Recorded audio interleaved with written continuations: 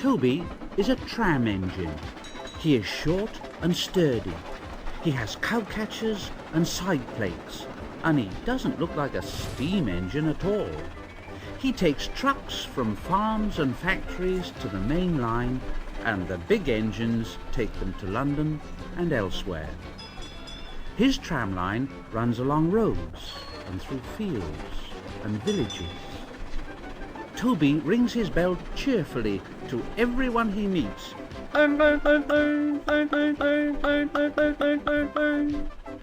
He has a coach called Henrietta, who has seen better days. She complains because she has few passengers. Toby is attached to Henrietta and always takes her with him, as he says, "Well, you never know. She might come in useful one day." But Henrietta is never very happy. It's not fair. It's not fair at all. Just look at all those buses full of passengers, and I've got none. I remember the day when I used to be full of passengers and have 9 trucks following behind me, but now there are only 3 or 4. Yes, it was sad, because now the farms and factories sent their goods mostly by lorry. Toby is always careful on the road. The cars, buses and lorries often have accidents. Toby hasn't had an accident for years, but the buses are crowded and Henrietta is empty. It puzzles Toby.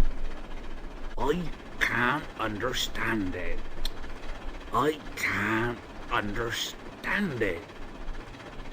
People come to see Toby, and they come by bus and stare at him and laugh and say, "Oh, isn't he quaint? Oh, yes, isn't he quaint?" They make Toby cross. One day a car stopped close by, and a little boy jumped out and called to his sister, "Come on, Bridget! Come on, Bridget! Come on!" And together they ran across to Toby. 2 ladies and a stout gentleman followed. The gentleman looked important, but nice. The children ran back. "Oh, come on, Grandfather! Oh, come, Grandfather! Do look at this engine!" And seizing his hands, they almost dragged him along. The stout gentleman said, "Well, well, well, well, that's a tram engine, Stephen, a tram engine." "Oh, may we go in it, Grandfather? Oh, please, may we go in, please?" "Oh, very well, all right."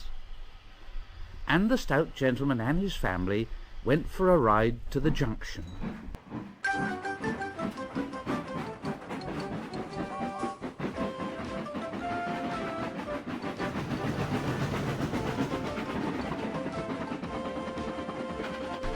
There they waited for Toby to take them back to their car, and the stout gentleman said to Toby, "By the way, what is your name?"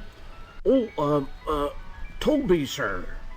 "Oh, Toby, is it? Well, thank you, Toby. Thank you very much for a very nice ride." "Thank you, sir. Thank you very much indeed, sir." And Toby said to himself, "Now, this gentleman is a gentleman who knows how to speak to engines." The children came every day for a fortnight. Sometimes they rode with the guard, sometimes in empty trucks, and on the last day of all, the driver invited them into his cab.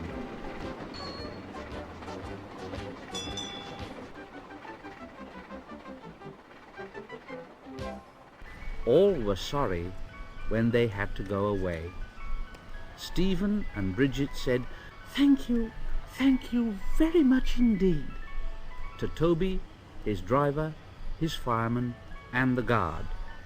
The stout gentleman gave them all a present, and Toby said, "Oh, thank you very much.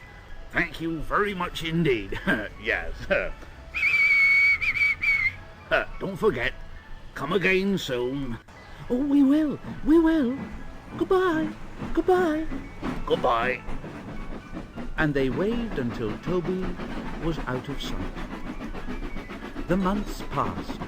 Toby had very few trucks and fewer passengers, and Toby's driver said to him, "Well, this is our last day, Toby.